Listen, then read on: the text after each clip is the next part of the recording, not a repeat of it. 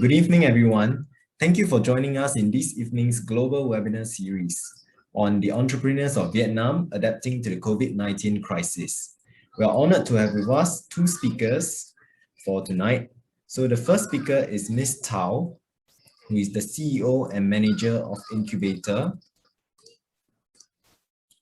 Who's the CEO and manager of Incubator at UEH Institute of Innovation.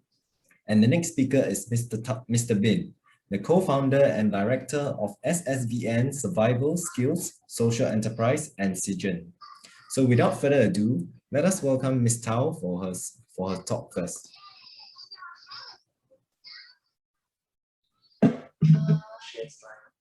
Thank you, Tenghi. Thank you for having me for this webinar. So, hi everyone, I'm Thao from University of Economics, Ho Chi Minh City. Currently, I'm CEO of the Institute of Innovation, in charge of incubation program and also the innovation management applied in business projects. Before joining this institute, I studied in Germany, graduated master program of small and medium enterprise training and promotion program. So it's quite interesting that I received the question for this webinar about how entrepreneurship impact on the globalized economy. So you can share the slide.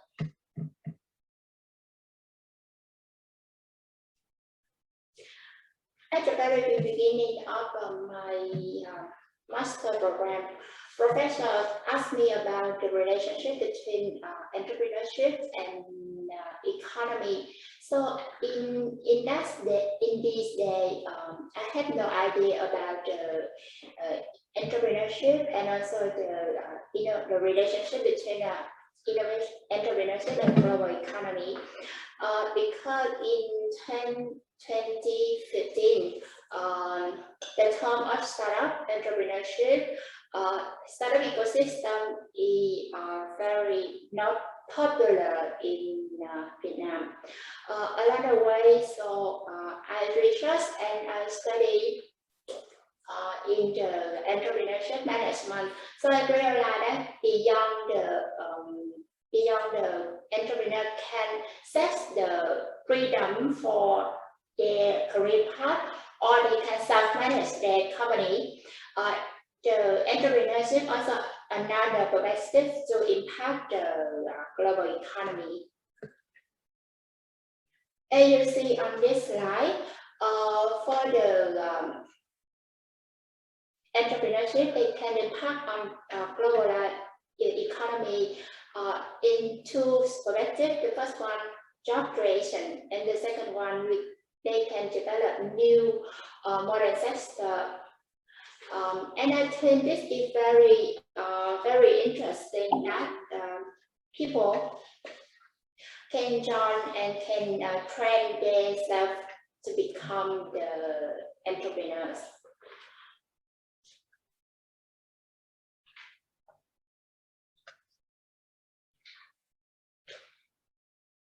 And as you see, for the Vietnam startup ecosystem, since 2017, the Vietnam to become the hub for startup in Southeast Asia and closely competing with Indonesia and Singapore. In the first half of 2019, the startup ecosystem in Vietnam received more than 246 million US dollar in investment, and many famous names like Piki, PNG, PNPay, capturing 60% of the total amount of the investment value. So you can see in this slide we can have many partners, international partners join in our ecosystem for organized event, organized competition, and also most of the investors from international partners. So you can see this is a sign that the entrepreneurs in Vietnam receive the concerns and receive the investment from globally. Due to the COVID-19, in 2020, at the first half of 2020, we just reduced the number of investment 22%, and recovery in the second half of 2020. You can see case study how startup in Vietnam survival from COVID-19 with the interview from and the presentation from Binh. And for prepare for the locally, our institutes also want to empower young entrepreneurs in Vietnam through the incubation system and how we can think global.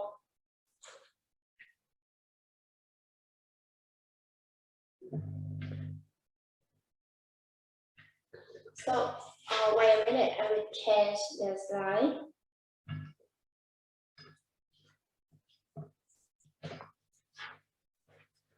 For create the opportunity for the startup and also the young entrepreneur in Vietnam, we have 3 pillars of action. The first one, we focus on the incubation program for the young entrepreneur, for students in Vietnam, especially in Ho Chi Minh City, and also our alumni community. They can join our incubation program in 12 months. We build a startup community where they can learn and support each other.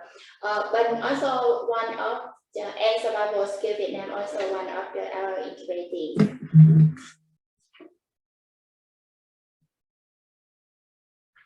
So the goal of our incubations is empower young entrepreneurs by promoting the entrepreneurship, business mindset, mentor and coaching for founders to run their business venture.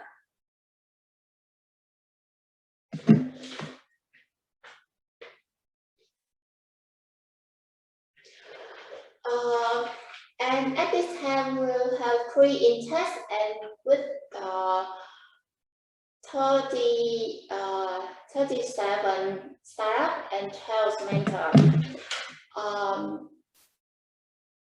With 2 student club and 20 plus training and sharing session focused on the, how they can improve the business model, how they can input the innovation into their service and products, and how they can deal with the investor.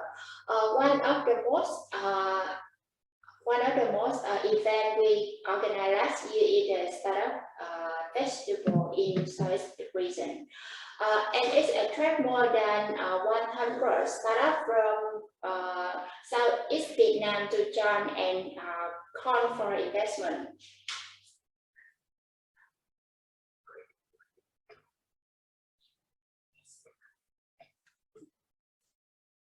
So this will give you a bird's eye view how we can empower young entrepreneurs in Vietnam, especially in our university.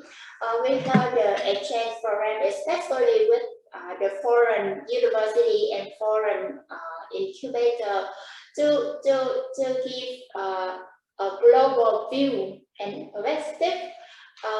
Our incubator can see and can observe how the startup in international they expect they expand the markets and how they call for foreign investor. And we also do many workshop webinar for the startup and for young entrepreneur to bring the and transfer the international knowledge to and also for the improve the entrepreneurship for them. You can see we have also the startup competition for students. And for the last one, I would like to introduce the second part. We will learn more about how a case study Vietnam startup can survive through COVID-19 in 2020. I would like to introduce Mr. Binh and Survival Skill Vietnam. He will share about his startup and also how they can survive through COVID-19. Please. Thank you. You have an introduction. Thank you. All right, thank you, Ms. Thao. Now for our next next speaker, Mr. Binh. Could you please wait a second? Okay. We'll be proceeding on to the dialogue session first. Okay, cool. Okay, so on the topic of COVID-19, seeing how Vietnam has been doing a good job in keeping the COVID situation under control, do you see yourself working more often on virtual platforms rather than face-to-face classes like what your video has shown?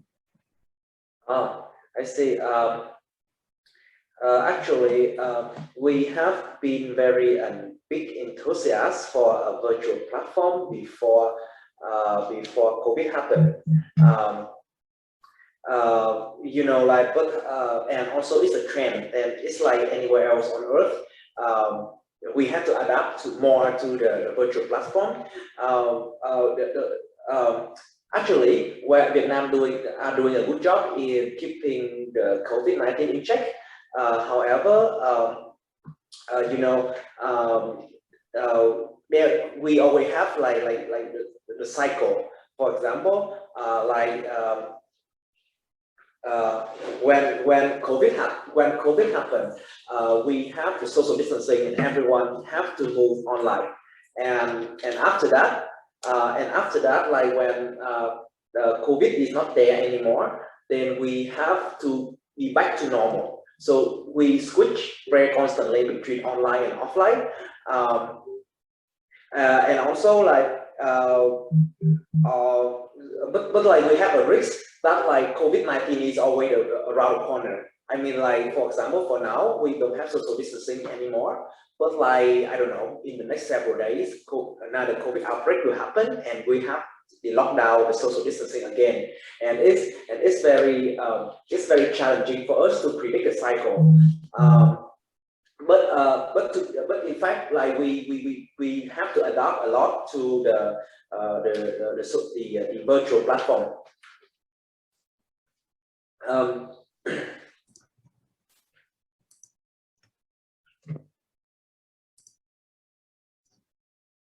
Hello.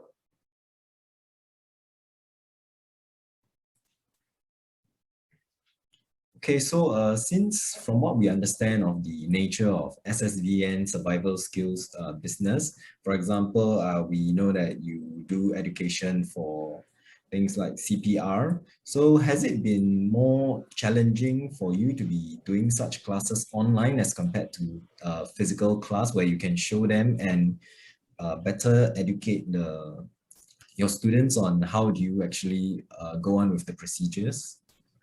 Actually, it's way tougher because like we are a skill training business.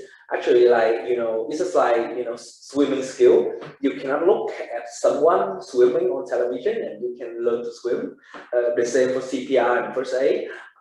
You know, like you cannot watch people do, and therefore it was very challenging. And especially like our class require, you know, physical practice. Every time we have social distancing, like it become, you know, we have in the beginning, in the first outbreak until the last summer, we have to stop our business, but at the same time, we also moving ourselves to the virtual platform. So, for example, our business have a knowledge part and the skill part.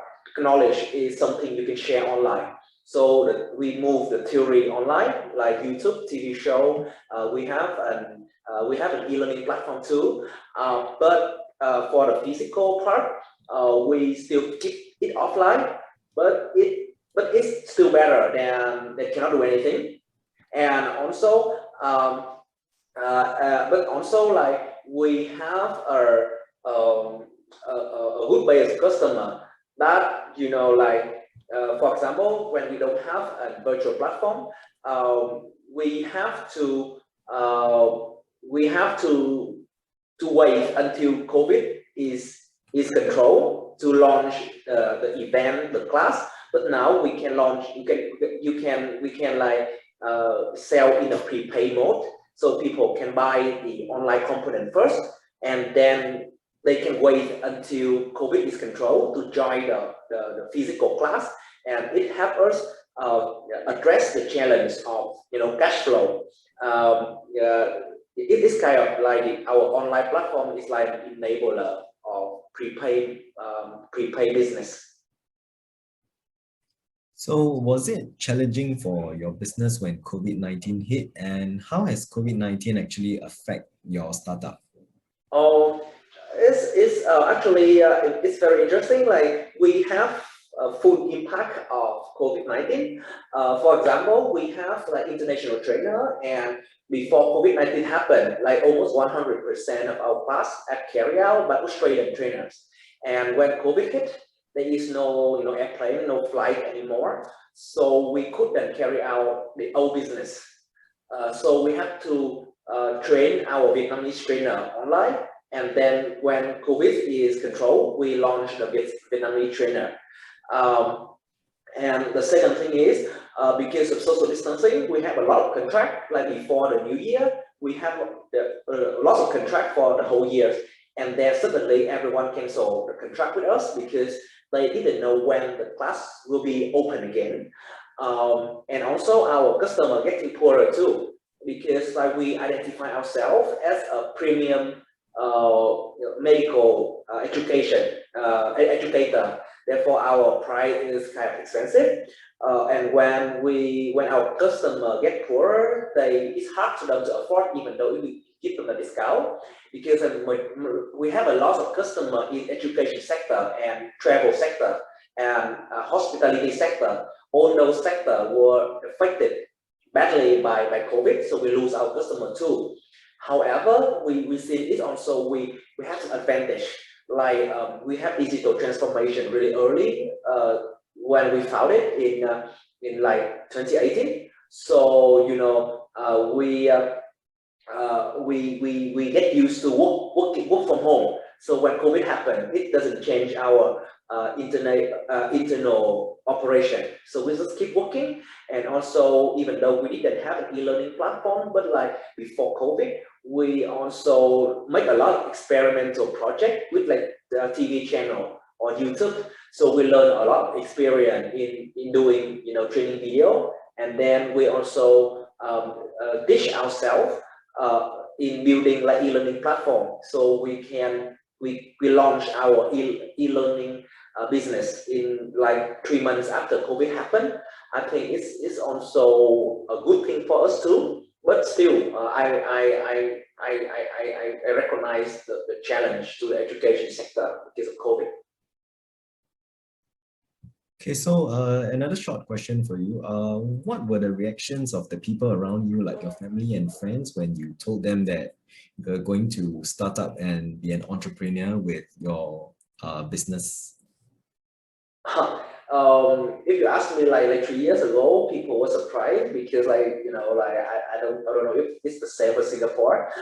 In Vietnam, you know, my parents, like they were born in the world, so like they really prefer some job that are stable, like working for government, working for corporate, and you stay there forever and have pension.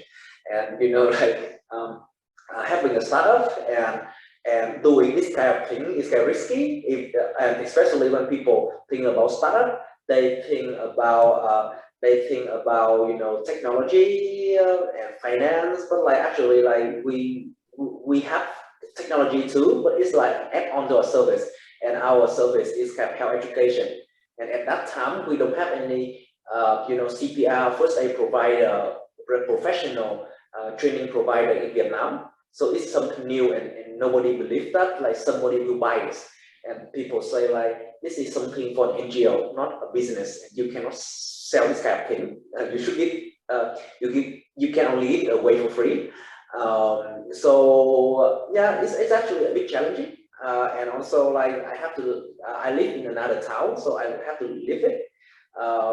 So you know, like there is question, but actually my family still support my decision, and I think, and they believe that like before I get 30, I should be more adventurous. So I think it's a good thing to be adventurous when you know you're still young and energetic, I guess.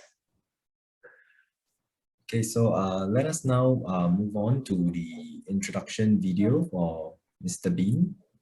Okay. You mean the about the business? No, the video, Okay. the introduction.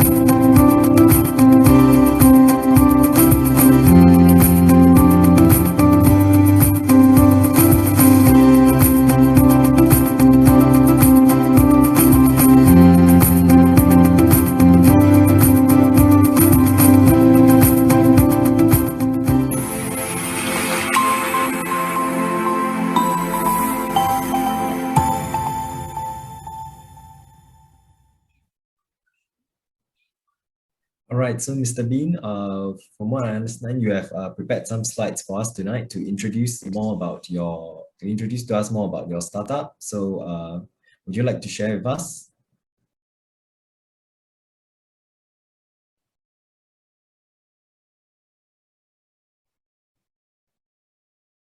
Mr. Binh? Sorry, can you unmute the mic?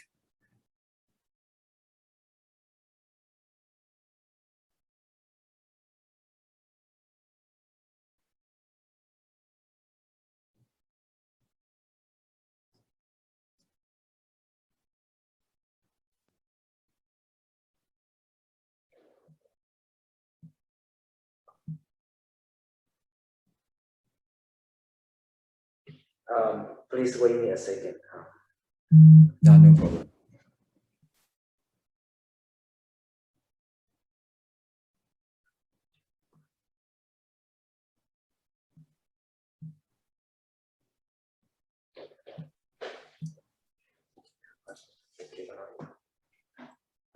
Can you see it? Yeah. Okay. So let me introduce about our business. We are Survival Skill SSVN. We are social enterprise. And I saw one question from the participant that it looked like Red Cross Singapore, and actually yes, I think like first aid and CPR is something common in developing country like Singapore. And actually we bring our program from Australia, and we will in our program in line with like Red Cross American, Red Cross Singapore, Red Cross Asia. And the thing with a lot of startup is that like there are lots of things that is normal overseas in your country, but it never happened in other country. And you know, I used to study in Australia, and I think like this Thao will feel the same in Germany. This is something that obviously everyone should know, but like in Vietnam, nobody actually know about this. And to show the problem is that like we have traffic accident. It's around 8,000 people dies every year because of traffic accident only in Vietnam. And when traffic accident have and when and when traffic accident happen, you know, like wait a second. When traffic accident happen, only 5% of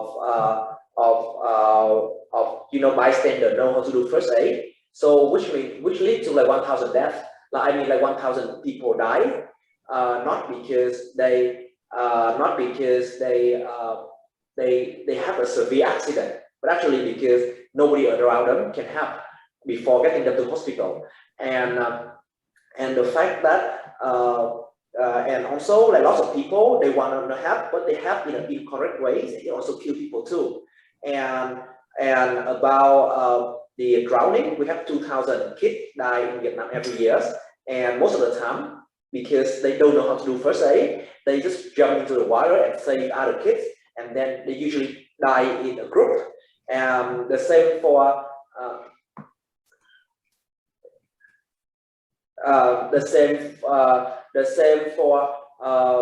cardiac arrest. You know, like half of the victims die before they get to hospital. They get to hospital because nobody knows how to do CPR. So this is a very severe issues in Vietnam. And I cross-checked the Singapore figure yesterday, and I find like in 30 years you only have like 30 deaths from drowning. I think like that figure is actually very slow. And that's something is happening in Vietnam because nobody in Vietnam knows first aid. Therefore, we become the first training business about first aid in Vietnam. Could you please wait a moment? I guess like there's something wrong with my my computer. I will.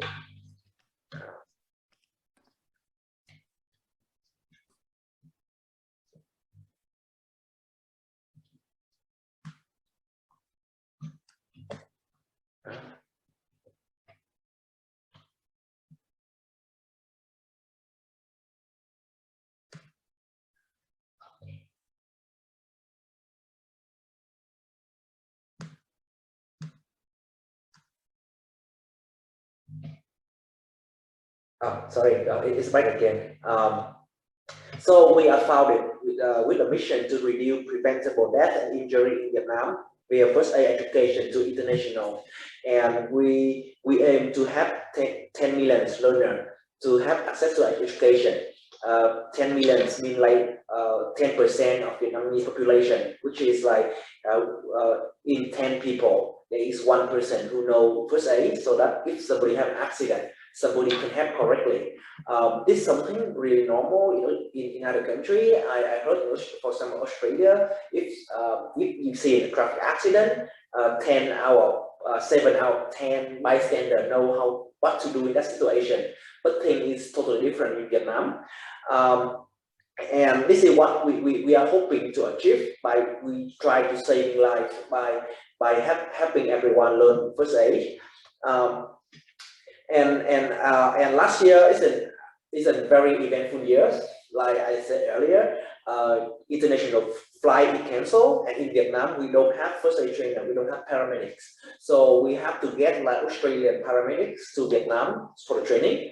But you know, too bad the flights canceled, and the social distancing also prevent us from having organizing class, and also lots of businesses closing, and lots of our customers become poorer. So you know, the financial crisis happened. I think it's happened the same in Singapore. The market is frozen. So last year is a very interesting year. And for our social impact program, we have two arms. One is traditional education, and the other one is digital education. For traditional education, we focus on teaching the school, the kids, and also the public about first aid. We raise their awareness. We try to teach them that first aid is important, and everyone can do first aid, because in Vietnam, people believe that only medical professional doing first aid. And to be more precise, I think it's faster in Singapore. In Vietnam, if you have a heart problem or a stroke, it takes you 4 minutes to die, 4 to 8 minutes to die. And for example, in Australia, it takes 5 minutes for ambulance to arrive at your door. But in Vietnam, it can take like half an hour, 1 hour, 2 hours because of traffic jam and because like we don't have good like traffic infrastructure and our healthcare system is quite underdeveloped. Therefore, it's very difficult for doctor here to provide help. So we try to raise awareness to the public that this is important, and they don't need a doctor to really do first aid, and first aid is important. And we have another arm, digital education. We have the mobile app. It's the first app for first aid in Vietnam. Like when you have accident, you open the app and you search for the scenario, and then it guide you how to what to do in that situation. We have YouTube channel and TV show. We have e-learning, and we are launching a lot of like downloadable public education resources. And from the commercial business, we have a lot of customers. Most of them are international business because like in that country, first aid is something that very popular, and they have a training every year. So in Vietnam, they didn't have a supplier, and we provide to them. And most of them are international business.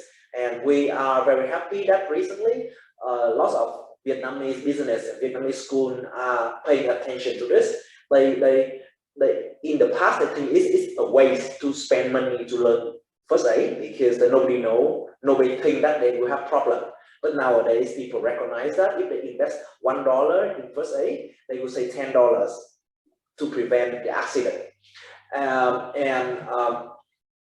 And this is some screenshot of people actually saving other people already.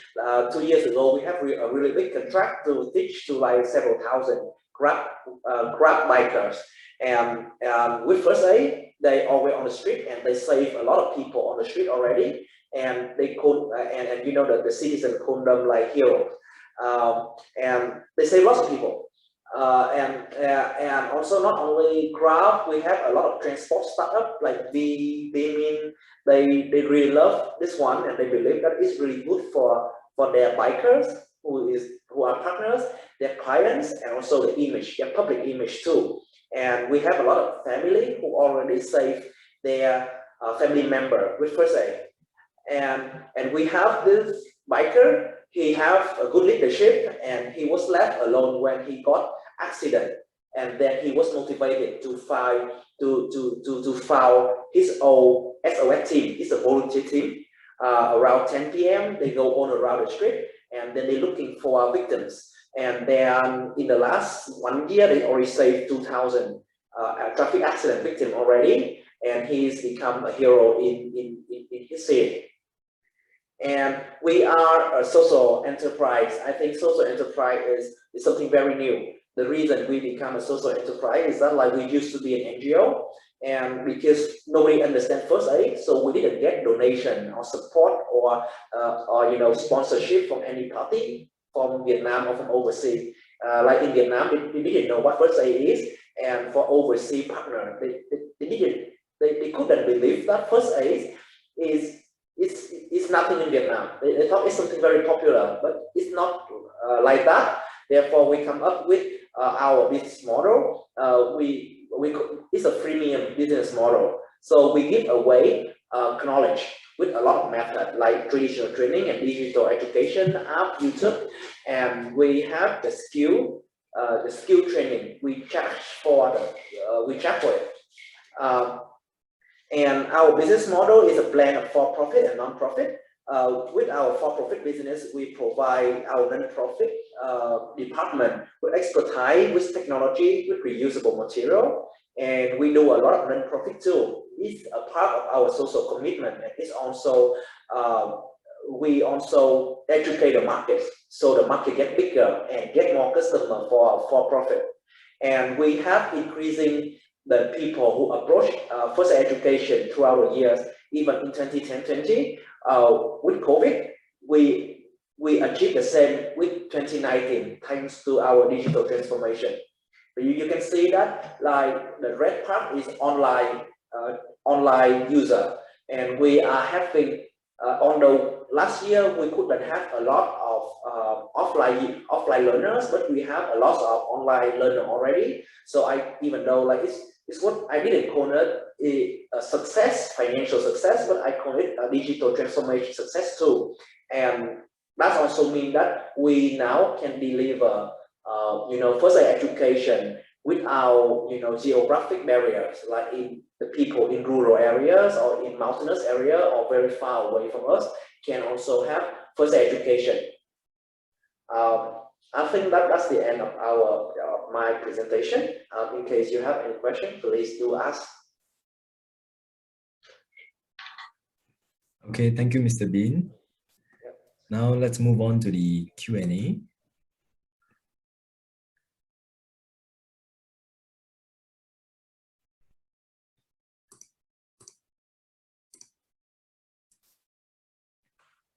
All right, so Mr. Binh, the first question for you. Okay, because from what you have presented to us and knowing that the Vietnam has not such of a high education when it comes to survival skills, and it was not very common, how did you manage to market your business and your ideas to allow more people to come forward and pick up such education and skills? It's actually a very interesting question. We asked the same thing. In the beginning, we actually a team of one, Vietnamese wit and an Australian paramedic. And because in the beginning nobody buy it, so they keep flying to Vietnam 6 times a year. It costs them a lot of money.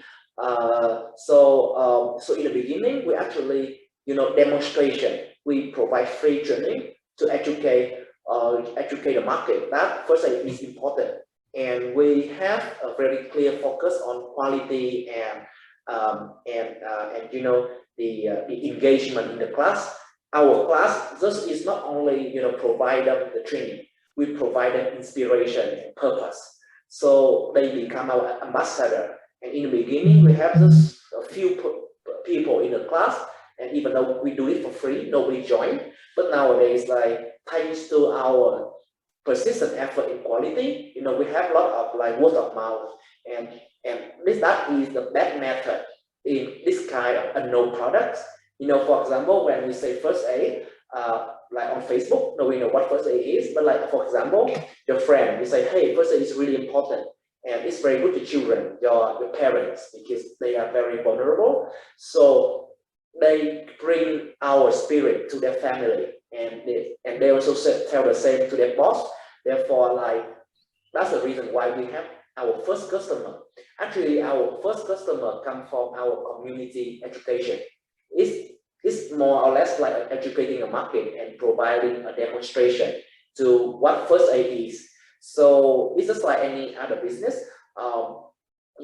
Like before the customer can adopt to a new product, let them use it first, give them a demonstration, let them experience it, and therefore they become your ambassador. And like you said before, we believe in quality. So even though I believe that, like for example in Singapore, your program will be very different from us, even though the first aid practice is the same. But the way we localize it, we put it in the language that normal people can understand, and we localize it into the danger, the real danger in my countries. For example, in Singapore, you don't have a lot of drowning.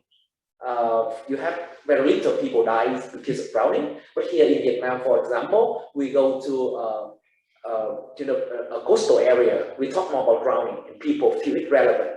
And also, we customize our message to what people care. For example, normally people don't care about fire escape, and suddenly there is a building was on fire, and then we run a communication campaign talking about how to escape from a firehouse. So people pay attention immediately, even though they don't know first aid, but we hook them in a real event that are very relevant to them. That is our two major strategy in educating and influencing people. Okay, so there are a few questions in the Q&A box. Let me get them for you. Okay, so well, one of the question is what are the incentives for learners to take up these survival skills? And are there any certificates given, certificates that are being recognized? And also, are you receiving any form of government incentives from the Vietnamese government? And what are your plans for the next 5 years ahead? Let me answer the easy question first. About incentive, no, we don't have any incentive, and actually we are a social enterprise and we are paying more tax than a normal business, because firstly, first aid is not recognized in the national agenda about what is important. Like for example, they have their own law about helping disabled people. For example, if you employ a certain amount of disabled people or poor people, you have an incentive. For first aid, because they don't know what first aid is, there is no legal definition of first aid. So we are something totally new. And that's the reason why we don't have first aid, we don't have an incentive. And also social enterprise is brand new too. They just have a definition in the law and there is no instruction, no incentive or whatever.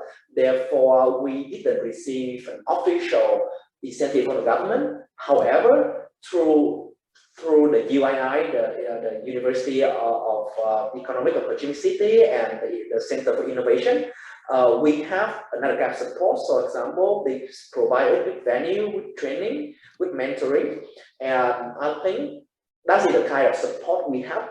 It's not directly from the government, but through academic organization. And the first question about the incentive. It's tough because in Vietnam we don't have the regulation to require everyone to have certificate. So having a certificate doesn't make a difference in their career, in their life.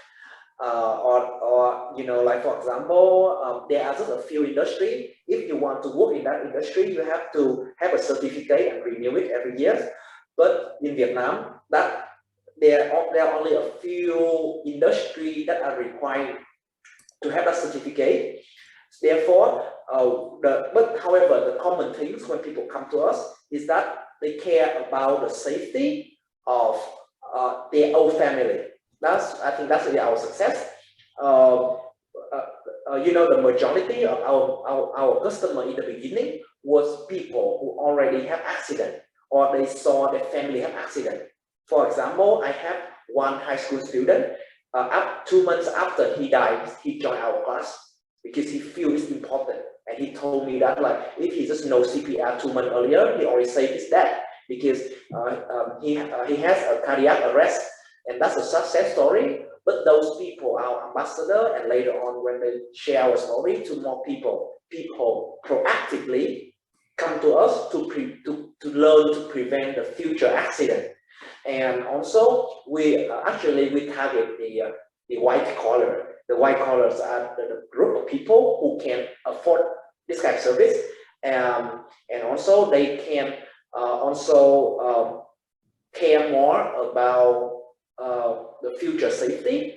That's consistent with insurance. I mean, our portfolio customer are actually the insurance industry.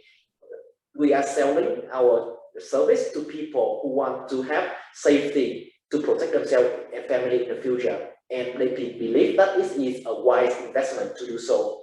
And yeah, so far majority of our customer come from the people who care about their family safety, and majority of our customers are female in the age of like 25 to 35, because like at that age, you know, women get married, they have a babies who are very vulnerable, and at the same time their parents get old too. So and also a woman, they care about health a lot. So that's our first and still the majority of our customer segment. And secondly, the company, especially international company, they care more about the safety of the company, their employees. than the certificate. So they don't care about certificate. They just want the best for their employees because they have operated overseas for very long, and they understand that, you know, when accident happen, it's very costly, and it's actually a good financial decision to learn first aid in advance. Okay, so you've mentioned that SSV is NGO, and you've also said that you have not received any government incentives. So was it actually challenging for you to manage your cash flows, especially when you were marketing and doing your videos and advertisements for free? Yeah, I think this well, it's an interesting question too, and it's the answer we have to address to really be sustainable. Like for example, if like we operate like two organizations, like we earn money from one source and we use all that money to fund our non-profit program, we cannot last more than 1 year, because like, you know, to maintain one business, one profitable business is tough enough, and you have to spend for your social mission. And our philosophy of social entrepreneurship is that if you do a for-profit business, you have to think about the social impact. And when you do social impact, you have to include the commercial interest there too. For example, when we do commercial business, we have the skill and the trainer, and then we utilize the time that our trainer didn't have a class to train the public for free. Or when we develop our handout materials, it's very high quality for commercial purpose. However, then we duplicate another version in cheaper quality, in the cheaper paper quality, and we give it away to students. So all our commercial activities have a social purpose in mind. So we can reuse our technology, our resources to serve the public. And also when we do the social impact program, we need to think about the commercial interest in mind too. For example, when we do the social impact program, because what we are doing is really new, so the media really care about that. So we take advantage of that, so that like we have a lot of like media and TV exposure, and we didn't have to pay for marketing. So therefore, lots of our customers come to us, it's very organic. We didn't have to spend a lot for marketing because the newspaper like our story. So they just come and report that, and we have free resources. And also our community program is also a lab, a testing lab, an R&D lab for our commercial program too. For example, nowadays we have e-learning, but in the beginning we make YouTube, and YouTube is free, and through YouTube we experiment. And in the beginning our quality is not really high, but because we practice doing it for free, so in the end we can reach a commercial grade of video production, and we acquire a new skill set of video production. And then we use this skill set that we have in a social purpose, we apply it to commercial program. Therefore, we can mix, you know, quite well, non-profit and for-profit, and I think that's the only way we can survive. Okay, so another question is that first aid training is never enough, as practice is always required. So as mentioned that your lessons and resources are free, are you still going to train beginners with the basic skills, and is there going to be any financial toll on your business? Actually, like it's a way you classify your cash flow. So we consider our community program is for the community and also a marketing purpose. For example, when we do a community program, actually we are doing the social impact, and also it's a way for us to marketing, because we are creating a new market of people who never know about first aid. So for example, our 100 people come to our first aid, class, free class. One of them or two of them have a company, are looking for something, like usually HR department, and they recommend us to their boss, and then we become their suppliers. And actually, our biggest customer came on from our free program. Like some employee in that company, they learn first aid, they feel so passionate about that, and they bring our information to their boss, to their employers, and then we have client. Therefore, that's the reason why we in our free class, even though it's free, and we give a very good quality free. It's way better than any government or NGO organization ever provide, and we give them a whole ecosystem, digital ecosystem for them to have revision and reaction in emergency. But we also let them aware that we also have commercial service. If they want to buy commercial service, please come to us. We don't try to force ourselves into their mouth, but we let them know that we are available. If they have money and they want to pay, we're happy to give them a premium quality of training. And for example, a normal business, they spend that amount of money for marketing. We use the same amount of money for community program, and it's a kind of our marketing tool. But our marketing is not so aggressive and offensive.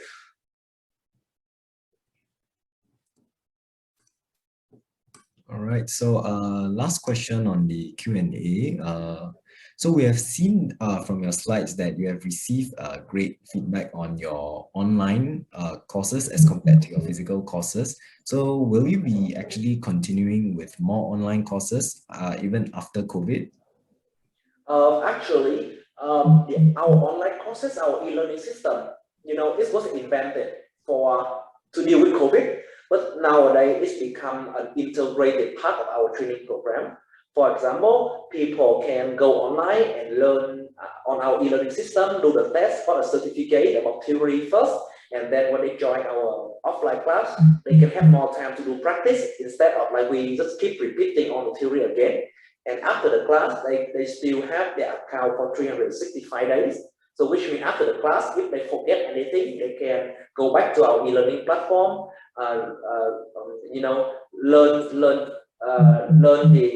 learn the theory again to remind them, and also do the test again. They can do the test again to check whether they still remember that.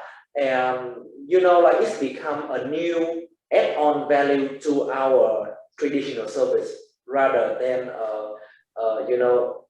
a seasonal thing like happened only in COVID. Now it's stay. It become like a compulsory component in our training service. Okay, so do you personally prefer to have online classes or physical classes in your point of view for the content of your lessons? You mean like me as a trainer or me as a learner? As a trainer. I like both, and I hope that we can do e-learning more. If we can convince the learner to do e-learning more, this is our goal. But actually, like people still prefer offline training than online. But like with online, we can reach more people because like for training business, we have a team of several people and a lot of training equipment. And if we travel out of my city, it's very costly and it makes our service more expensive. And when we do the community program, it's expensive too. We have to spend more money just to do the same event in a different city. And e-learning help us to reach more people for even though it's called commercial purpose or for non-profit purpose. And yeah, my answer, yes, I love e-learning. All right, so if there's no more questions, I think this will be the end of the webinar. Okay. All right, so yeah, there are no more questions. Okay, thank you, Ms. Thao and Mr. Binh for joining us this evening. We have, of course, had a very fruitful session with you. Thank you. Thank you for inviting.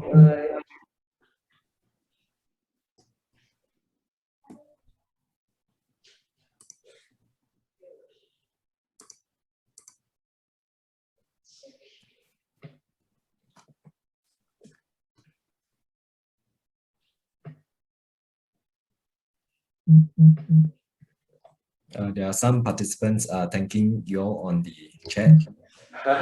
Thank you. Bye.